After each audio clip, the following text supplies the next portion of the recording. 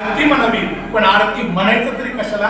आरतीच्या मी दोन व्याख्या करतो आणि माझ्या कीर्तनाची परिपूर्णता करतो. आता ऐका, आरती कशाला म्हणायचं फार महत्वाचे. आता एक लक्ष द्या. आरती शब्दामध्ये परत एकदा मी मराठी व्याकरणाचा आधार घेतो.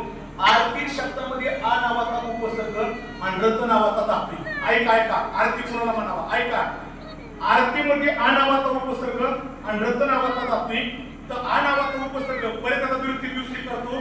22 उपसर्ग, त्याच्यामध्ये आ नावाचा उपसर्ग आणि आ नावाच्या उपसर्गाचा अर्थ होतो अखंड आणि रत या धातूचा अर्थ होतो रममान होणे अथवा रत नावाच्या शब्दाचा अर्थ होतो प्रेम करणे.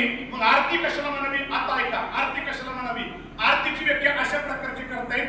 अखंड त्याच्या स्वरूपामध्ये रममान होणे अथवा अखंड त्याच्या स्वरूपावरती प्रेम करणे, तदनाम तिला आरती म्हणावी. ती खऱ्या अर्थाने आहे.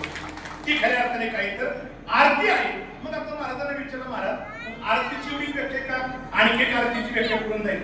आरती या शब्दाचा अर्थ होतो स्वरूपाचं ज्ञान घडवते. तिला काय म्हणावी? परत त्याचा ऐका, स्वरूपाचं ज्ञान घडवते. तिला काय म्हणावी? आरती म्हणावी. आणि काय माहिती का, आरती ही स्वरूपाचं ज्ञान घडवते.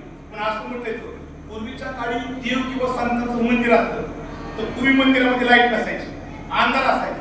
आणि अंधाऱ्या मंदिरामध्ये जर का पुजारीच्या वेळेस आरती करता जायचा, त्या हातामध्ये काय असायचं? त्याला काय म्हणतात? काय म्हणतात त्याला? पंचारती. काय म्हणतात? पंचारतीला दिवे किती असतात? ते 5 दिवे का असतात? त्याचं कारण कधी सापडलं का? आज त्याचं कारण कोणतं? ते पंचारतीला 5 दिवे कोणतं असतात? पण ते 5 दिवे कोणते कोणते? माझ्याकडे वेळ कमी बरं का, वेळ कमी. 5 दिवे कोणते कोणतं ऐका. पंचारतीतला पहिला दिवा कोणता? भक्तीचा. दुसरा दिवा कोणता? ज्ञानाचा. तिसरा दिवा कोणता? वैराग्याचा.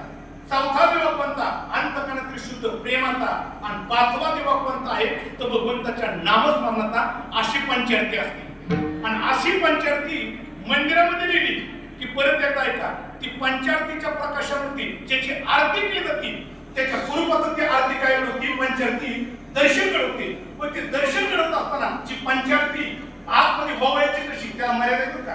कशी ओवळायची? तिकडे बघा, पुजारी जर का मंदिरामध्ये पंचारती ओवळण्याकरता गेला तर पंचारती घेऊन ती देवाची आरती, संतांची आरती कशी करायची इकडे बघा. ती पंचारती घेऊन जात असताना पंचारतीच्या 5 दिव्याने ती ओवळत असताना पहिल्यांदा इकडे बघा, चरणाच्या ठिकाणी 3दा ओवळा. चरणाच्या ठिकाणी 3दा ओवळा. श्रीमुखाच्या ठिकाणी 4 वेळा ओवळा. आणि संपूर्ण स्वरूपाच्या ठिकाणी 7 वेळा ओवळा. किती किती वेळा? परत एकदा ऐका, परत एकदा ऐका. चरणाच्या ठिकाणी, मुखाच्या ठिकाणी 4 आणि संपूर्ण स्वरूपाच्या ठिकाणी 7 वेळा. ही 3 वेळा करता सांगितलं. इकडे बघा, ती पंचारती 3दा चरणाच्या ठिकाणी ओवळली,